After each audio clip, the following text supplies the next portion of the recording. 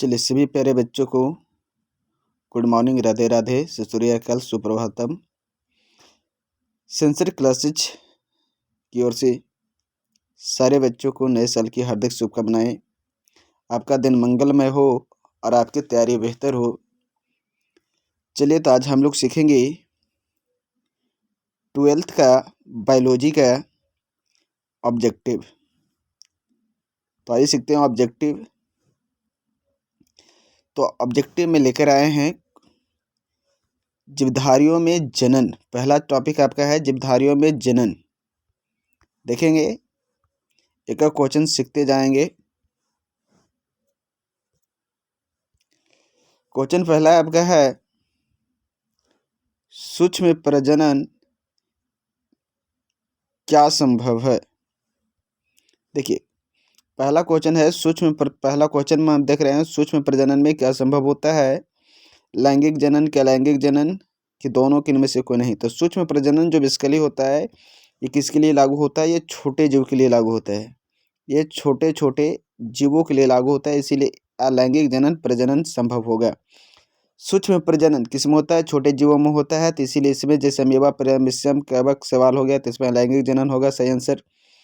दूसरा number question आपका है कि निम्न में कौन उभयलिंगी प्राणी है। उभयलिंगी, तो उभयलिंगी का मतलब हो गया कि इसमें सही आंसर हो जाएगा आपका केचुआ। अगला क्वेश्चन आपका है निम्नलिखित किसमें पादप का अगुणित होता है। ऑप्शन है आपका शैवाल, कवक, ब्रायोफाइट्स, इनमें से सभी। तो आपका राइट आंसर होगा इनमें से सभी। शैवाल जो है, कवक है या ब्रायोफाइट्स से सभी का सभी कैसे होते हैं, अगुणित होते हैं। आगे देखते हैं अदरक में। चौथा क्वेश्चन आपका है अदरक में कायिक प्रवर्धन किसके द्वारा होता है। तो याद रखिएगा अदरक में कायिक प्रवर्धन जो है वो राइजोम के द्वारा होता है। ये क्वेश्चन 2020 में पूछ भी चुका है। आगे देखिए कंद किसका रूपांतरण, ये भी क्वेश्चन 2019 में पूछ चुका है। कंद किसका रूपांतरण है, तो कंद जो है वो जड़ का रूपांतरण है। काजू कैसा फल कहलाता है, तो काजू जो है वो नट फल कहलाता है। जमुलस निर्माण किसमें होता है, तो जमुलस का निर्माण स्पंज में होता है। क्वेश्चन है निम्न में से किसमें बाह्य निषेचन होता है। बाह्य निषेचन में जहाँ पर निषेचन की प्रक्रिया बाहर होती है, तो आंसर में याद रखिएगा ये मेढक, हिरन, मनुष्य जो घोंघा है इसमें आंतरिक निषेचन होता है। घोंघा में भी आंतरिक निषेचन होता है। आगे कहता है इष्ट प्रजनन किसके द्वारा होता है, किसके माध्यम से होता है। टेस्ट में जो प्रजनन है वो मुकुलन के माध्यम से होगा, ये तो राइट आंसर हो जाएगा आपका मुकुलन। युग्मक किस प्रकार के होते हैं, तो युग्मक जो है वो एक गुणक हैप्लॉइड कहलाते हैं। 124 शुक्राणुओं के निर्माण में कितने अर्धसूत्रीय विभाजन की आवश्यकता होगी, तो आंसर हो जाएगा आपका इसका 31। चलिए आगे देखते हैं क्वेश्चन केचुआ कैसा प्राणी है। केचुआ कैसा प्राणी है, तो इसका राइट आंसर हो जाएगा कि केचुआ जो है वो द्विलिंगी प्राणी है। अगला क्वेश्चन है आपका निम्न में से कौन सा भाग अगुणित होता है, तो सही आंसर हो जाएगा पराग जो है अगुणित होता है। अगला क्वेश्चन आपका बंगाल का आंतक किसे कहा गया है, तो बंगाल का आंतक जलकुंभी को कहा जाता है। नेक्स्ट क्वेश्चन आपका है कौन ठहरे हुए पानी में उगकर ऑक्सीजन खींच लेता है। तो जी हाँ, आप याद रखेंगे हाइड्रीला पौधा जो है ठहरे हुए पानी में उगकर ऑक्सीजन खींच लेता है। तो हम लोग देखें 15 क्वेश्चन, आइए देखते हैं आगे।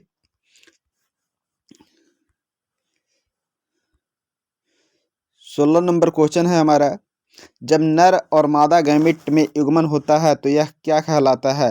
कौन सा जनन होता है, तो नर और मादा को मिलने से जो जनन कहलाता है वो हो गया लैंगिक जनन। आगे देखिए इसमें आपका आता है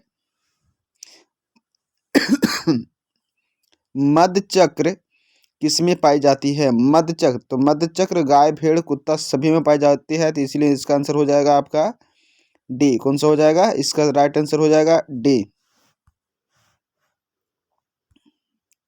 आगे कहता है उच्च श्रेणी के पौधों में निषेचन कैसे होते हैं, तो आंतरिक निषेचन होते हैं। सल्क किस कंद जो है का उदाहरण बतलाए। सलकंद का उदाहरण बता। सलकंद में आपका आ जाएगा प्याज। स्तनधारियों में निषेचन कहाँ होता है, तो फलोपन नलिका में।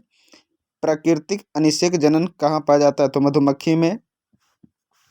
आगे देखते हैं हम लोग जो इम्पोर्टेंट क्वेश्चन उससे पहले कर लेते हैं भ्रूण पोष में भ्रूण पोष में कितने क्रोमोजोम होते हैं? ये भी इंपॉर्टेंट क्वेश्चन है। भ्रूण पोष में कितने क्रोमोजोम होते हैं? तो याद रखिएगा, भ्रूण पोष में जो है वो 3 क्रोमोजोम होते हैं। भ्रूण पोष कैसे होते हैं? तो जो आप पादप पढ़े होंगे कि ये जो पुष्प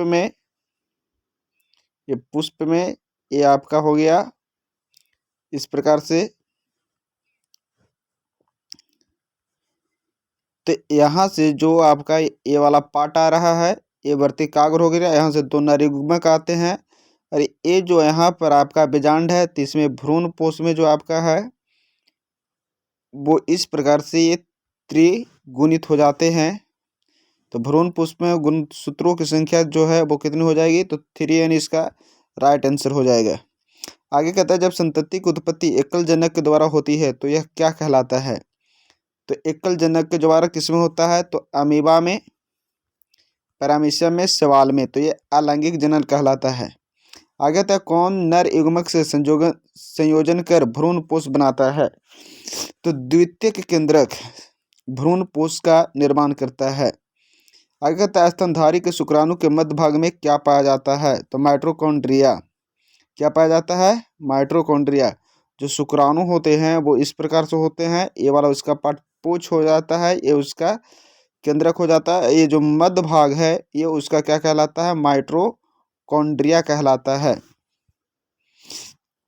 आगे कहलाता है, क्वेश्चन आपका दे रखा है कि चमगादड़ द्वारा परागन क्या कहलाता है? चमगादड़ द्वारा परागन क्या कहलाता है? तो इसको याद रखेंगे, चिरोपिटेरोफिली भी बोलते हैं, या हिंदी में इसी को लिखा गया चिरोपिटेरोफिली। इसी को अंग्रेजी में लिखता है चिरोपिटेरोफिली। तो याद रखेंगे, हिंदी प्रोनाउंसिएशन इसको चिरोपिटेरोफिली भी कहता है। हवा द्वारा परागन आप लोग पढ़े होंगे, एनेमियोफिली कहलाता है। और कीट द्वारा परागन जो होता है वो एंटोमोफिली। जल द्वारा परागन जो है आपको वो हाइड्रोफिली कहलाता है। नेक्स्ट देखते हैं हम लोग,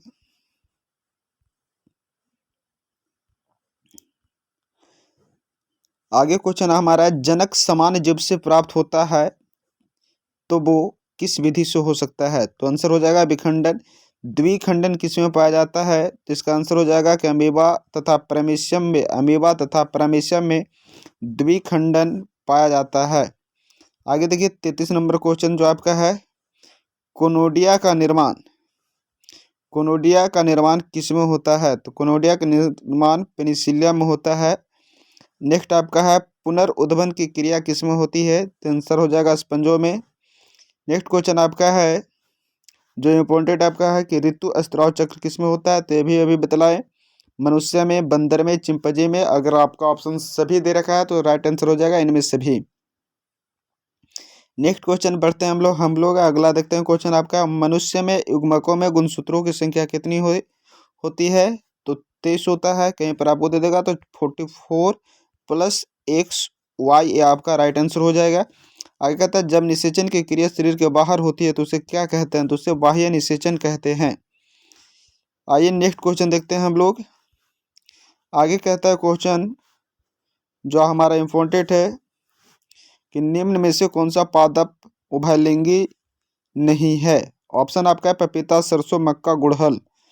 तो जो पपीता है वो एक लिंगी पौधा होता है, तो इसलिए उभयलिंगी ये नहीं होगा। नेक्स्ट क्वेश्चन हम लोग बढ़ते हैं, पुष्पी पादपों में लैंगिक जनन। तो आगे क्वेश्चन है, भ्रूण पुष्प वाले जीवों को क्या कहा जाता है? तो एंडोस्पर्मिक कहते हैं। इसको क्या कहते हैं? एंडोस्पर्मिक। निम्न में कौन सा जलीय जंगली घास कहलाता है? तो जलकुंभी जो है वो जलीय जंगली घास कहलाता है। वायु परागन की क्रिया किस में होती है? तो वायु परागन की क्रिया जो आपका है वो मक्का, घास, गेहूं में हो जाएगा। अगर किस में नहीं होती है तो राइट आंसर होगा सेल्विया में नहीं होती है। क्या आंसर हो जाएगा कि सेल्विया में नहीं होती है। नेक्स्ट क्वेश्चन देखते हैं हमारा है नेक्स्ट क्वेश्चन कि निम्न में किस पौधे में स्वपरागन होता है? तो स्वपरागन जो आपका है वह द्विलिंगी में होता है। नेक्स्ट क्वेश्चन है, आवर्त अगुणित भ्रूणपोष किसकी विशेषता है? तो अनावृत बीजी पौधों का। आगे कौन सा फल कुट फल है? तो सेब जो हमारा है वो कुट फल या नट, काजू जो है वो नट फल कहलाता है। भ्रूणपोष का कार्य क्या होता है? अगला क्वेश्चन है भ्रूणपोष का कार्य क्या है? तो भ्रूणपोष का कार्य है भ्रूण को पोषण देना। नेक्स्ट देखिए हमारा आपका है अगला क्वेश्चन, किस पौधे के प्रजातियों का बीज का उत्पादन असंजनन द्वारा होता है? तो इसमें याद रखिएगा राइट आंसर हो जाएगा एस्ट्रेसिया एवं घास। भ्रूणपोष क्या होता है? तो भ्रूणपोष जो है वो त्रिगुणित होता है। आगे क्वेश्चन है द्विबीजपत्री पौधों के सामान्य भ्रूणपोष में केंद्रकों की व्यवस्था कितनी होती है? तो 3+2+3 होती है। बीज चोल का निर्माण किससे होता है? तो बीज चोल का निर्माण पेरिकार्प से होता है। आगे देखते हैं हम लोग, किस पादप में बीज तो बनता है लेकिन पुष्प नहीं? ये भी इंपॉर्टेंट क्वेश्चन है आपका, किस पादप में बीज तो बनता है लेकिन पुष्प नहीं? तो ये चीड़ है आपका, जिसको हम लोग देहात भाषा में चिड़चिड़ी बोलते हैं। अगला क्वेश्चन है भूमि फलनी फल किसे कहते फल? तो भूमि फलनी फल जो हमारा है वो मूंगफली इसका राइट आंसर होगा। वायु परागन किसमें पाया जाता है? तो वायु परागन घास हो गया आपका, गेहूं हो गया, धान हो गया, इसमें वायु परागन होता है। जल परागन किसमें होता है? तो जल परागन जलकुंभी में, और जो कमल है कमल में कीट परागन हो जाता है। आइए देखते हैं आगे क्वेश्चन, भ्रूणपोष की सेंट्रल कोशिका क्या कहलाती है? तो भ्रूणपोष की जो सेंट्रल कोशिका है वो द्वितीयक केंद्र कहलाती है। नेक्स्ट क्वेश्चन है कि कौन एकलिंगी है? सरसों, गुड़हल, पपीता, इनमें से कोई नहीं? तो सही आंसर हो जाएगा पपीता। आगे क्वेश्चन है किस फल का बीज चोल खाया जाता है? तो आपका जायफल, शरीफा, लीची, तो इनमें से सभी आपका आंसर हो जाएगा। परागकोश में पाए जाते हैं, क्या पाए जाते हैं? परागकण। और परागकण जो है मुख्यतः नर युग्मक कहलाता है।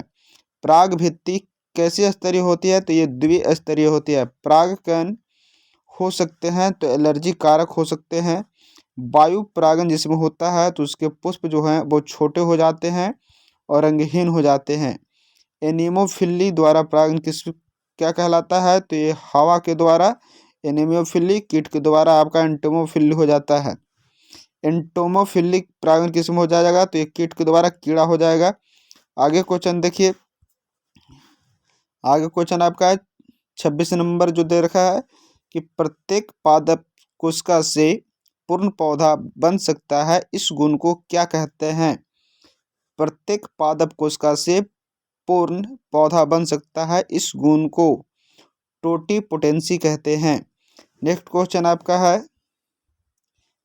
नेक्स्ट क्वेश्चन देख लीजिए, प्रोटोप्लास्ट कल्चर का फ्यूजोनन क्या है? तो इसका राइट आंसर हो जाएगा तरल नाइट्रोजन। कमल में परागन किसके द्वारा होता है? तो कीट के द्वारा होता है।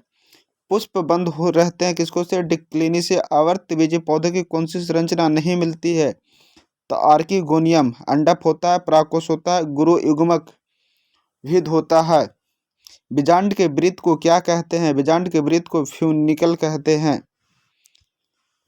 आगे देखते हैं इंपॉर्टेंट क्वेश्चन जो हमारा है, निषेचन के पश्चात बीजांड किसमें बदल जाता है? तो बीजांड जो है वो बीज में बदल जाता है। अनिषेक जनन किसमें मिलता है? तो ये अंगूर में मिलता है। ऑर्थोटोपस बीजांड में बीजांड द्वारा निभाग होते हैं, कहाँ होता है? तो बीजांड वृत्त से सीधी रेखा में। बीजांड वृत्त कैसा होता है? तो ये जो आपका समझेंगे बीजांड वृत्त इस प्रकार से हम लोग ले लेते हैं। तो ये जो आपका द्वार है यही बीजांड द्वार, ये जो पार्ट आता है बीजांड वृत्त कहलाता है। आगे समझते हैं क्वेश्चन, किसने सिद्ध किया कि कोशिका टोटीपोटेंटी होती है? तो स्टीवार्ड ने। आगे आपका क्वेश्चन देखिए, अनावृत बीजी में द्विनिषेचन का खोज किसने किया था? अनावृत बीजी में द्विनिषेचन का खोज किसने किया था? तो याद रखिएगा नोवास्चिन ने। आगे कहता है निषेचन का खोज किसने किया है? तो स्ट्रासबर्गर ने। घोघन द्वारा परागन क्या कहलाता है? मिलोकोफिली। चलिए नेक्स्ट पार्ट में बढ़ते हैं हम लोग।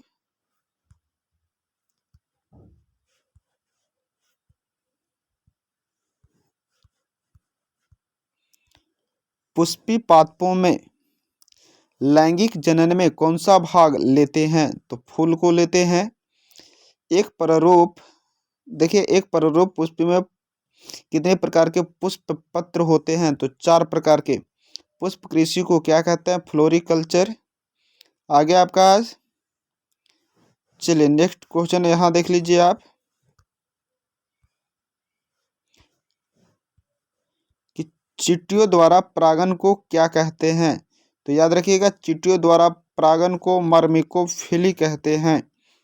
आगे देखिए एक इम्पोर्टेंट क्वेश्चन यहाँ पर आपका है, सत्य फल का निर्माण किससे होता है? तो सत्य फल का निर्माण अंडाशय से होता है और असत्य फल का निर्माण जो है वो पुष्पासन से होता है। आगे क्वेश्चन पूछ रखा है किसका पुष्पासन खाया जाता है? तो सेब का जो है पुष्पासन खाया जाता है। गेहूं में परागन की क्रिया किसके द्वारा होती है? तो वायु के द्वारा। गेहूं धान में वायु के द्वारा। चलिए आगे देखते हैं क्वेश्चन, बीजांड विकसित होकर क्या बनता है? तो बीजांड जो है विकसित होकर ये बीज बन जाता है। कौन जंतु कोशिका में नहीं पाया जाता है? तो क्लोरोप्लास्ट, ये जो पौधे में पाए जाते हैं ये जंतु कोशिका में नहीं पाए जाते हैं। माइटोकॉन्ड्रिया होते हैं, गोल्जी बॉडी होते हैं, राइबोसोम होते हैं। आगे क्वेश्चन हमारा है, एनाट्रोपस बीजांड होता है, कैसा होता है? उल्टा। आगे कौन सा पौधा जलोद्भिद है जो जल में आता है? तो सिंघाड़ा, जो पानी वाला सिंघाड़ा हो गया। आगे कहता है अनुमूल्य परागन वाले पौधे निश्चित रूप से क्या होते हैं? तो स्वपरागन होते हैं। स्त्री दल चक्र पुष्प बना होता है किसको से? तो स्टिग्मा, ओवरी, स्टाइल, तो इनमें सभी आंसर हो जाएगा। ब्लिसनेरिया के पुष्प होते हैं जल परागित। चलिए आगे देखते हैं हम लोग मानव जनन। मानव जनन में किस जनन परत में रक्त तथा प्रबंध तंत्र का उद्भव होता है? तो याद रखिएगा मीजोडर्म में। निम्न में कौन सा द्विगुणित संरचना कहलाता है? तो युग्मनज जो है कि जब नर युग्मक और मादा युग्मक मिल जाते हैं तो युग्मनज बनते हैं। तो युग्मनज जो है वो द्विगुणित हो जाता है। देखिए आगे है, शुक्राणु किसकी मदद से जोना पेलुसिड को विभेदित करता है? तो एक क्रोमोसोम से स्राव के द्वारा। एक स्वस्थ महिला पूरे जीवन काल में कितने अंडे दे सकती है? तो 400 अंडे दे सकती है।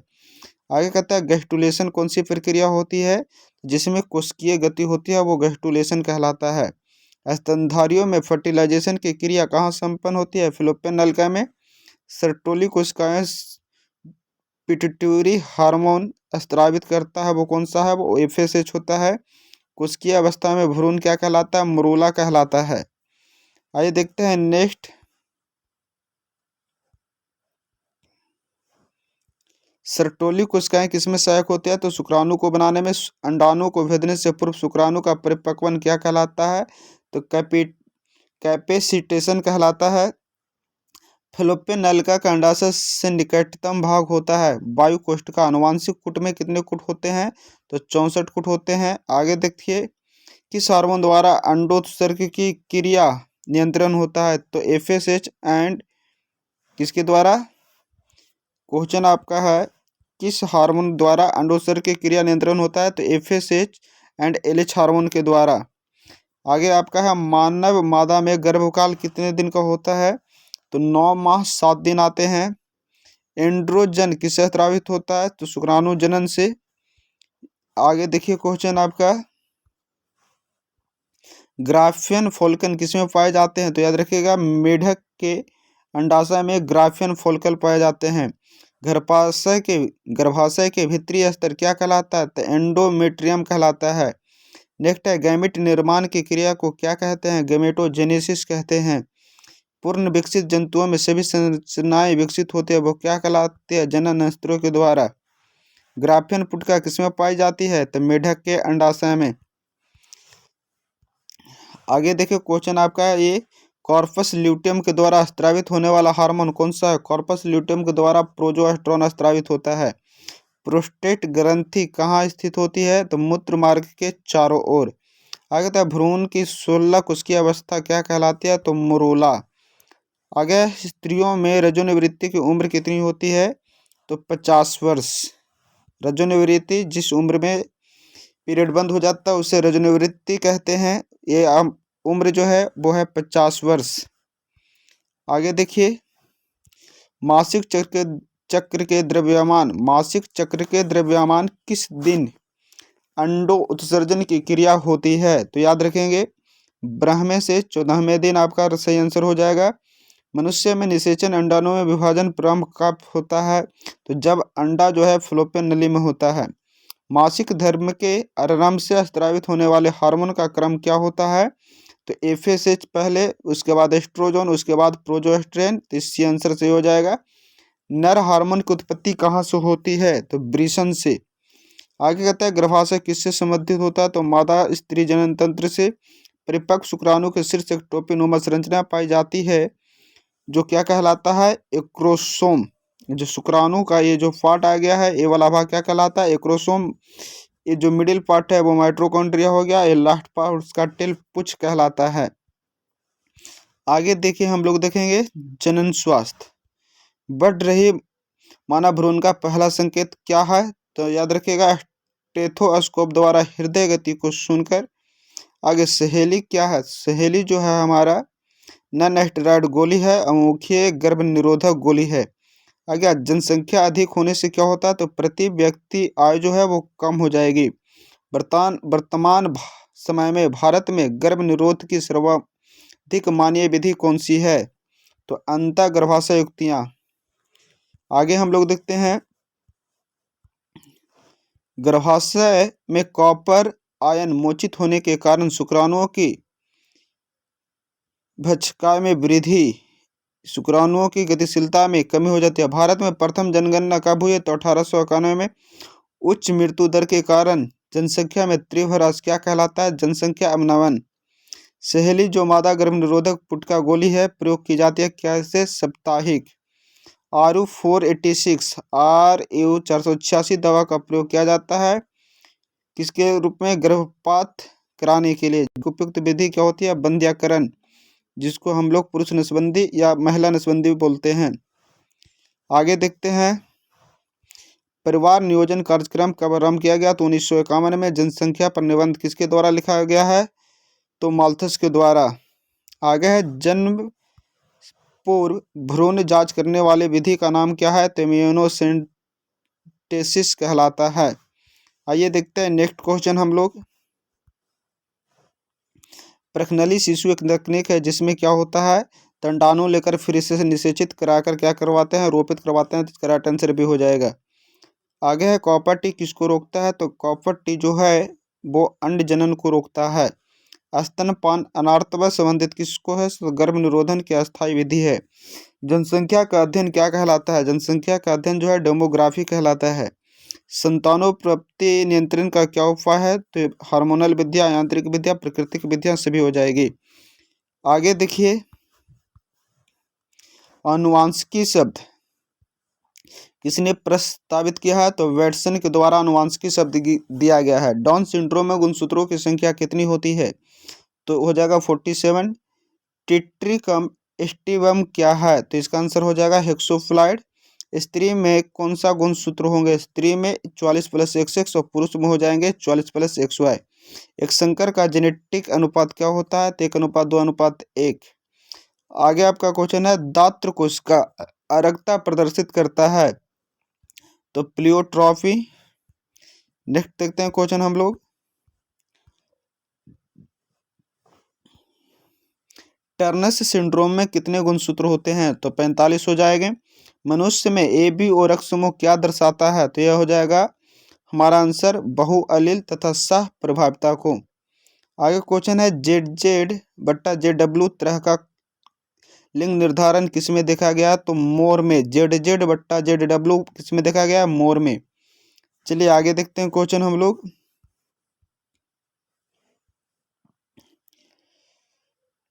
दात्र कोशिका रक्ता प्रदर्शित करता है कौन? तो प्लियोट्रॉफी। आगे देखिए द्विसंकर क्रॉस में अनुलक्षणीय अनुपात कितना होता है? तो 9:3:3:3:1। आगे याद रखेंगे RH पॉजिटिव व्यक्ति जनरूप रूप क्या हो सकता है? तो R छोटा r हो जाएगा। मेंडल का जन्म कब हुआ है? तो 19वीं शताब्दी में। दो समान युग्म विकल्पी वाला विशिष्ट क्या कहलाता है? तो समयुग्मजी कहलाता है। चलिए आगे देखते हैं मेंडल का द्वितीय नियम क्या कहलाता है? तो मेंडल का द्वितीय नियम जो है हमारा वो क्या कहलाता है? स्वतंत्र विभवन का नियम कहलाता है।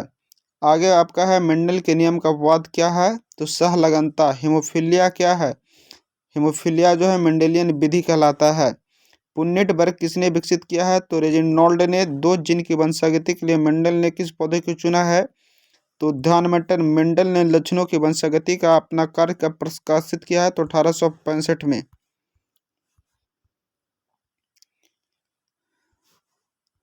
आगे देखिए, आगे आपका क्वेश्चन है ओकाजाकी फ्रेगमेंट्स कब बनता है। ओकाजाकी तो डीएनए के पक्षगामी स्ट्रैग में पॉलीमरेज श्रृंखला अभिक्रिया का कार्य क्या होता है, डीएनए प्रवर्धीकरण। आगे क्वेश्चन आप देखिए, डीएनए तथा आरएनए के प्यूरिन में कौन सा नाइट्रोजनियस क्षार होते हैं, तो आंसर में याद रखिएगा एडेनिन तथा ग्वानिन दोनों होते हैं। आगे आपका क्वेश्चन है लैक ऑपरॉन में कितने संरचनात्मक जीन होते हैं, तो 3, जेड वाई तथा ए।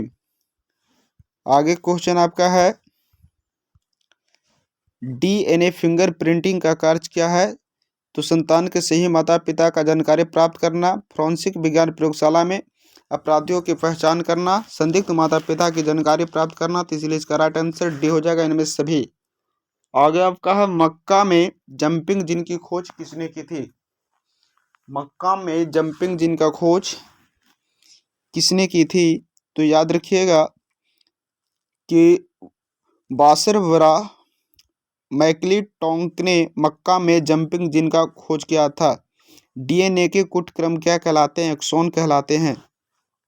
आनुवांशिक कोड का अपहास सूचित क्या करता है, तो एक कोडन से तीसरे सदस्य को। चलिए नेक्स्ट क्वेश्चन हम लोग देखते हैं। मनुष्य में हिम अंधता का मुख्य कारण क्या है, मनुष्य में हिम अंधता का मुख्य कारण है यूवी बीटा किरण का अवशोषण। न्यूक्लिक अम्ल पॉलीमर क्या कहलाता है, न्यूक्लियोटाइड का। डीएनए में पायरिमिडिन में क्या पाया जाता है, तो थायमिन एवं साइटोसिन। सहलगनता समूह की संख्या उस कोशिका के लिए क्या होगी जिसमें 2n बराबर 14 है, तो n इक्वल टू हो जाएगा 14/2, 14/2 कट जाएगा ये 7 से, तो आंसर हो जाएगा C 7। और प्रॉन मॉडल किसने दिया है, जैकब तथा मॉनेड ने। वर्णनता में रोगी किस रंग को पहचान नहीं पाता, तो लाल तथा हरा रंग को। लाइक ऑप्रोन दमनकारी प्रोटीन जुड़ता है किसको से, प्रचाल स्थल से। आगे देखिए क्वेश्चन आपका है प्रतिकोडन या एंटीकोडन में क्या पाए जाते हैं, तो ट्रांसफर आरएनए। फिर आगे डीएनए वायलक में क्या होती है, प्रति समांतर ध्रुवता होती है। चलिए नेक्स्ट क्वेश्चन हम लोग देखते हैं। डीएनए का डुप्लीकेट कुंडलीकरण क्या कहलाता है, तो इसका याद रखिएगा समांतर। आगे आपका क्वेश्चन है डीएनए का द्विकुंडली मॉडल किसने दिया है, वॉटसन तथा ग्रीक ने। आगे है न्यूक्लियोसाइड क्या होता है, तो ये रखिएगा नाइट्रोजनी क्षारक और शर्करा का मिश्रण होता है। नेक्स्ट क्वेश्चन आप देखिए, डीएनए से आरएनए की भिन्नता किसके रहने पर होती है, तो डीऑक्सीराइबोज के रहने पर होती है।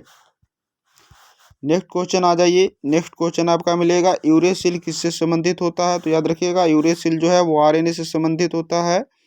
डीएनए से साँचे पर आरएनए के निर्माण को क्या कहते हैं, डीएनए से साँचे पर आरएनए के निर्माण को ट्रांसक्रिप्शन कहा जाता है। आगे देखिए क्वेश्चन आपका जीवाश्म मानवता किसमें पाए जाते हैं, तो रूपांतरित चट्टानों में पाए जाते हैं। पक्षियों तथा तितली का जो डैना है वो कैसा अंग होता है, तो असमजात अंग होता है। पादप तथा जंतुओं के बीच कड़ी किसे माना जाता है, तो यूग्लिना को माना जाता है। आगे है आपका द ओरिजिन ऑफ स्पीसीज पुस्तक किसने लिखी है, चार्ल्स डार्विन ने लिखी है। आधुनिक मानव का वैज्ञानिक नाम क्या है, होमो सेपियंस है। आधुनिक मानव का नवीनतम सीधा प्रागैतिहासिक पूर्वज कौन है, तो क्रोमो मैग्निन है। आगे आपका क्वेश्चन है आपका किस जीव का विकासीय इतिहास कहलाता है, तो फाइलोजेनी। किस जीव का विकासीय इतिहास कहलाता है, फाइलोजेनी। आगे है फिलोसोफिक जूलॉजिक पुस्तक किसने लिखी है, लेमार्क ने। तितली एवं पक्षी के अंग कैसे होते हैं, तो समवृत्ति अंग कहलाते हैं। पंजीवाद सिद्धांत किसने दिया है, तो डार्विन ने दिया है। मनुष्य में पाए जाने वाले अवशेषी अंग कौन से हैं, मनुष्य में पाए जाने वाले अवशेषी अंग जो आपका है वो है कर्ण पेशिया, उदर पेशिया, खोपड़ी की पेशिया, तो अर्थात सही आंसर हो जाएगा डी। आगे क्वेश्चन देखिए, डायनासोर किस दौरान उपस्थित थे, डायनासोर किस दौरान उपस्थित थे, तो याद रखिएगा मेसोजोइक के समय ये उपस्थित है।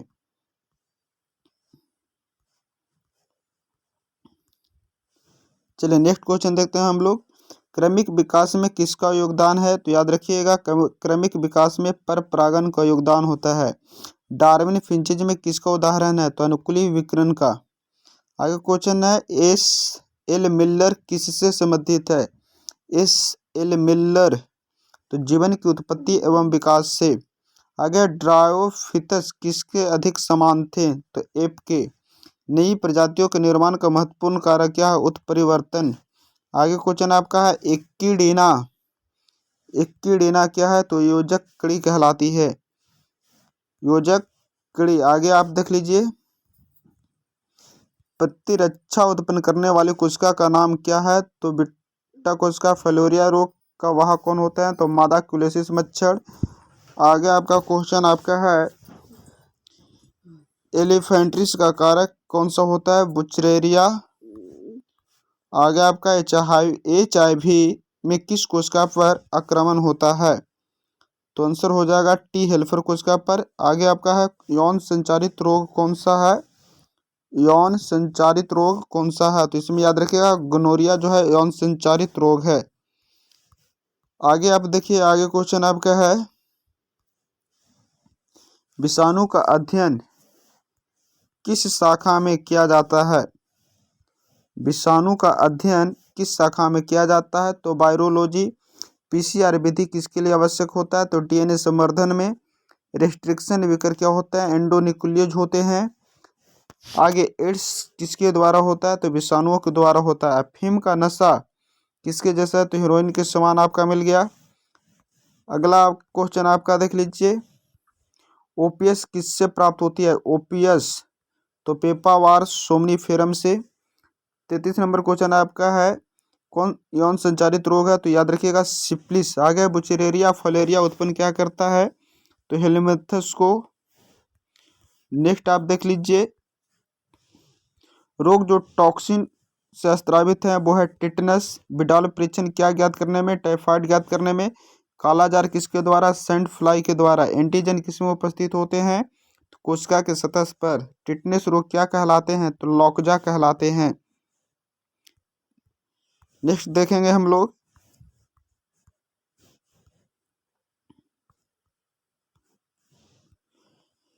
किसकी आनुवंशिक विविधता भारत में सबसे अधिक है? तो आम का। सिल्क धागे में कौन सा प्रोटीन होता है? तो फाइब्रोवे या फ्रोबोइन बोल सकते हैं या फाइब्रोबोइन बोल सकते हैं।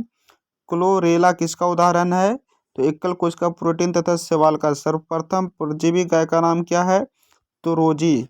स्प्रुलिना में क्या प्रचुर मात्रा में होता है? तो प्रोटीन। आगे आपका है भूमि की उर्वरा शक्ति को प्रपोषित करने वाला समूह क्या होता है? जैविक खाद। जैविक खाद मिट्टी को उपजाऊ बनाने में कौन सा सहायक होते हैं? तो ये भी है जैविक खाद। विश्व की सबसे अच्छी दुधारू नस्ल कौन सी है? तो होल्स्टेन फ्रिसियन। आगे देखेंगे आप क्वेश्चन रुक्षांश में अधिकता किसकी होती है? तो घास भूसा तथा चारा की। आगे क्वेश्चन है सोनालिका और कल्याण सोना किसका किस्म है? तो गेहूं की। आगे आपका हिस्ट्रिडल किसकी किस्म है? तो भेड़ की। आगे क्वेश्चन आपका है वीर्य को किसमें हिमीकृत किया जाता है? तो याद रखिएगा तरल नाइट्रोजन में। नेक्स्ट क्वेश्चन गोल्डन धान में कौन सा विटामिन पाया जाता है? तो विटामिन ए पाया जाता है। आगे देखिए मछली मेजर कार्प नहीं है वो है नैनी। कोकिन किसके द्वारा प्राप्त होता है? तो एरिथ्रोजाइलम कोका के द्वारा। सुनहरा धान में कौन सी मात्रा होती है? तो बीटा कैरोटीन। जल धारण क्षमता किसका गुण है? तो मृदा का। आगे याद रखिएगा ईस्ट किसका प्रमुख स्रोत है? तो राइबोफ्लोविन।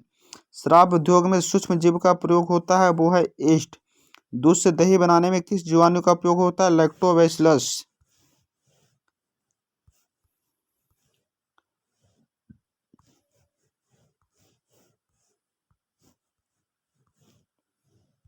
चलिए आगे देखेंगे आगे क्वेश्चन है प्लाज्मिड कौन है? तो PBR 322।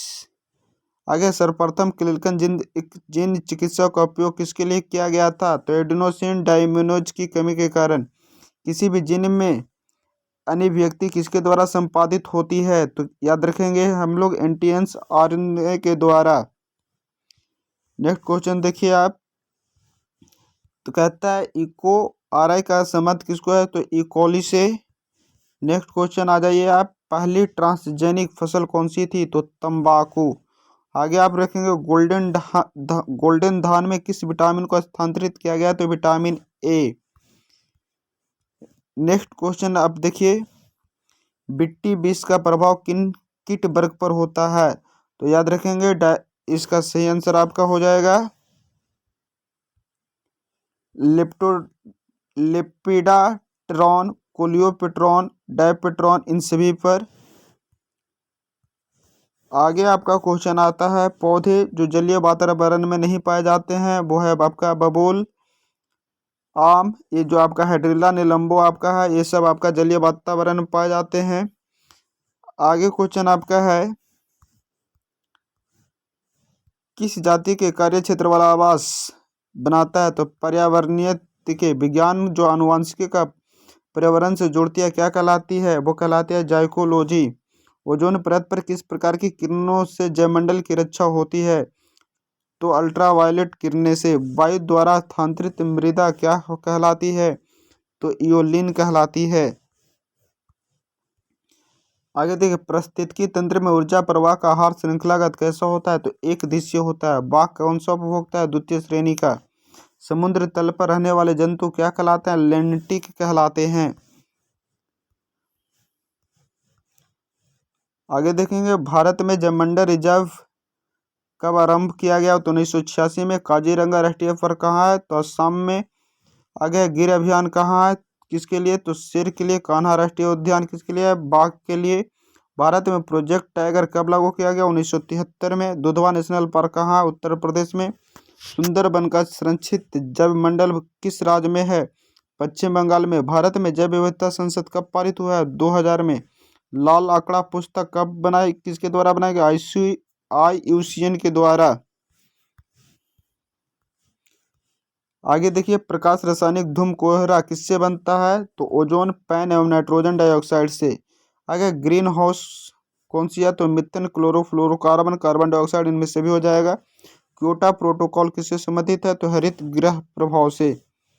आगे देखिए, भोपाल गैस त्रासदी में किस गैस का रिसाव हुआ है? मिथाइल आइसोसाइनेट का। विश्व पर्यावरण दिवस कब मनाया जाता है? तो 5 जून को। SO2 प्रदूषण किसका सूचक है? लाइकेन का। बायोगैस में क्या होते हैं? तो याद रखिएगा CO2, CH4, H2S सभी हो जाएगा। चिपको आंदोलन किससे संबंधित है? तो मनुष्य द्वारा वृक्षों को काटकर गिराए जाने से बचाने के लिए। लाइकेन किसका सूचक है? तो SO2 प्रदूषण का। आगे देखेंगे, अम्लीय वर्षा का pH मान कितना होता है? तो याद रखेंगे 5। निम्न में कौन सा ग्रीन हाउस नहीं है? तो ग्रीन हाउस जो है आपका नाइट्रोजन होता है आपका, तो नहीं में हो जाएगा methane, carbon dioxide, chlorofluoro carbon जो है आपका ग्रीन हाउस होता है, तो नाइट्रोजन ग्रीन हाउस में आपका नहीं है। तो वीडियो को लास्ट तक बने रहने के लिए धन्यवाद। आप अपने दोस्तों को पास इस वीडियो को शेयर कर दें ताकि वो भी बच्चे इस बायोलॉजी को एक बार याद कर सकें। इसी तरह से आपको वीडियो रेगुलर मिलते रहेगा। तो इस चैनल को अभी तक लाइक और सब्सक्राइब नहीं किए तो अवश्य करें। जय हिंद, जय भारत।